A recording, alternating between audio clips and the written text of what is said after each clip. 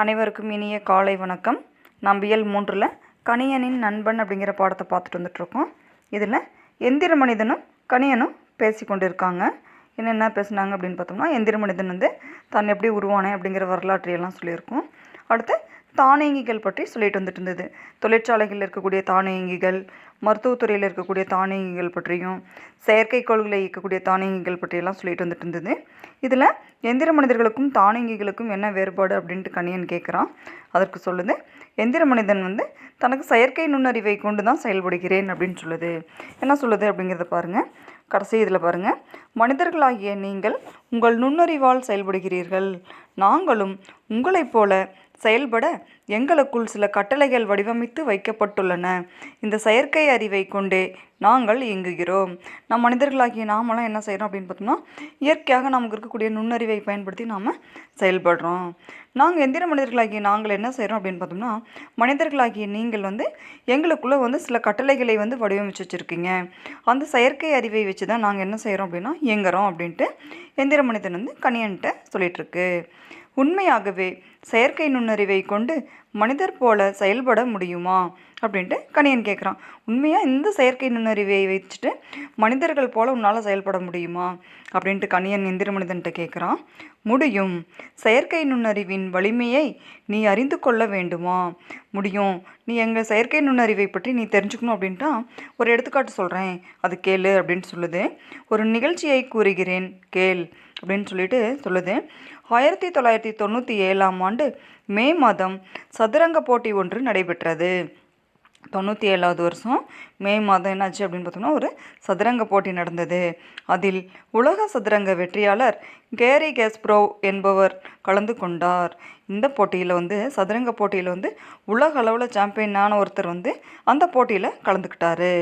IBM என்னும் நிறுவனம் உருவாக்கிய டீப் ப்ளூ என்னும் மீத்திறன் கணினி அவருடன் போட்டியிட்டது. ஐபிஎம் அப்படிங்கிற ஒரு நிறுவனம் டீப் ப்ளூ அப்படிங்கிற என்ன செஞ்சுருக்கு அப்படின்னு பார்த்தோம்னா ஒரு கணினியை உருவாக்குச்சு. இந்த கணினியும் அந்த உலக சதுரங்க வெற்றியாளரான கேரி காஸ்பரோவும் 2 பேரும் என்ன செய்கிறாங்கன்னா போட்டியிடுறாங்க. போட்டியின் முடிவு என்ன தெரியுமா? ஆம், நீ நினைப்பது சரிதான். போட்டியில் டீப் ப்ளூவே வெற்றி வாகை சூடியது. என்னாச்சு அப்படின்னு பார்த்தோம்னா, உலக அளவில் சாதனையாளரான ஒருத்தரோட இந்த டீப் ப்ளூ மீத்திறன் கணினி போரிடும் 2 பேரும் விளையாடும் பொழுது என்னாச்சு அப்படின்னு பார்த்தோம்னா, இதில் யார் தான் வெற்றி பெற்றார்கள் அப்படின்னு பார்த்தோம்னா, டீப் ப்ளூ அப்படிங்கிற அந்த கணினி தான் என்னாச்சு அப்படின்னு பார்த்தோம்னா வெற்றி பெற்றுச்சு அப்படின்னு சொல்லுது. என்னால் நம்பவே முடியவில்லை.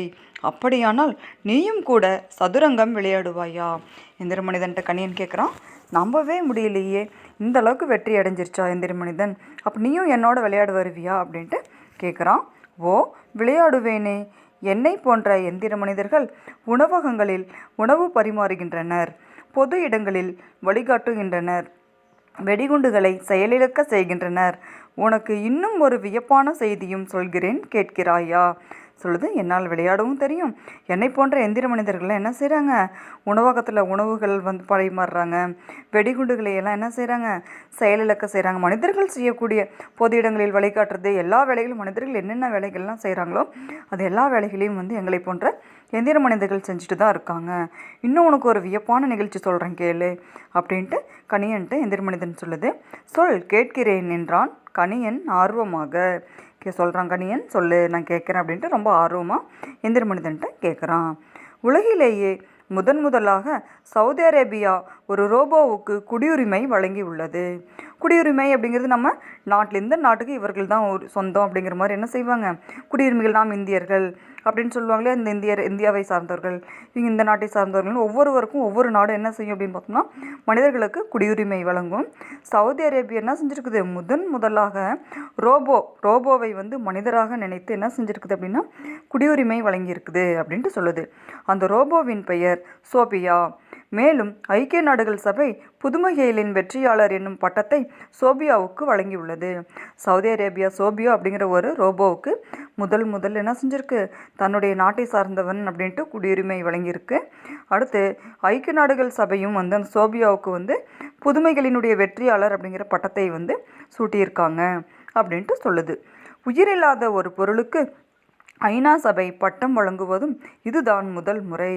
ஐக்கிய நாடுகள் சபை என்ன செய்யும் அப்படின்னு பார்த்தோம்னா, ஒவ்வொரு சாதனையாளர்களுக்கும் மிக சிறந்தவர்கள் மனிதர்களுக்கு தான் இதுவரைக்கும் பட்டங்கள் சூடியது வழக்கம்.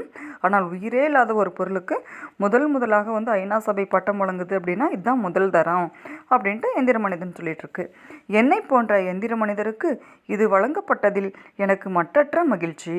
இது மாதிரி எங்களுக்கும் குடியுரிமை வழங்கியிருக்காங்கிறது எங்களுக்கு ரொம்ப மகிழ்ச்சியாக இருக்குது அப்படின்ட்டு கணியன்ட்ட சொல்லிகிட்ருக்கு. பாருங்கள், இப்படியும் நடக்குமா என்ன சொல்கிறான். இப்படியும் நடக்குமா என்ன அப்படின்ட்டு கணியன் எந்திர மனிதன்ட்டு கேட்குறான். இனி வரும் காலங்களில் சோபியா போன்ற எண்ணற்ற எந்திர மனிதர்கள் உருவாக்கப்படுவார்கள். அவர்கள் அனைவரும் மனித இனத்தின் வளர்ச்சிக்கு உதவுவார்கள் என்றது எந்திர மனிதன். வருங்காலத்தில் எங்களை போன்ற சோபியா போன்ற எண்ணற்ற எந்திர மனிதர்களையெல்லாம் உருவாக்குவாங்க. அவர்கள் வருங்காலத்தினுடைய வளர்ச்சிக்கெல்லாம் எங்களை போன்ற எந்திர மனிதர்கள் உங்களுக்கு உதவி செய்வாங்க அப்படின்னு சொல்லுது. உங்களை பற்றி அறிந்து கொண்டதில் மிக்க மகிழ்ச்சி. சரி, என்னுடன் சதுரங்கம் விளையாட வருகிறாயா?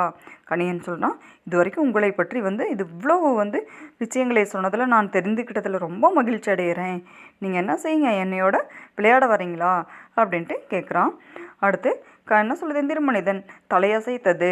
எந்திர மனிதனுடன் சதுரங்கம் விளையாட மகிழ்வுடன் ஆயத்தமானான் கணியன்.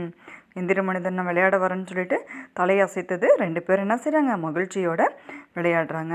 இது வரைக்கும் நம்ம கணியனின் நண்பன் அப்படிங்கிற பாடத்தில் எந்திர மனிதன் பற்றியும் தானியங்கியல் பற்றியும் நம்ம விரிவாக இது வரைக்கும் பார்த்தோம்.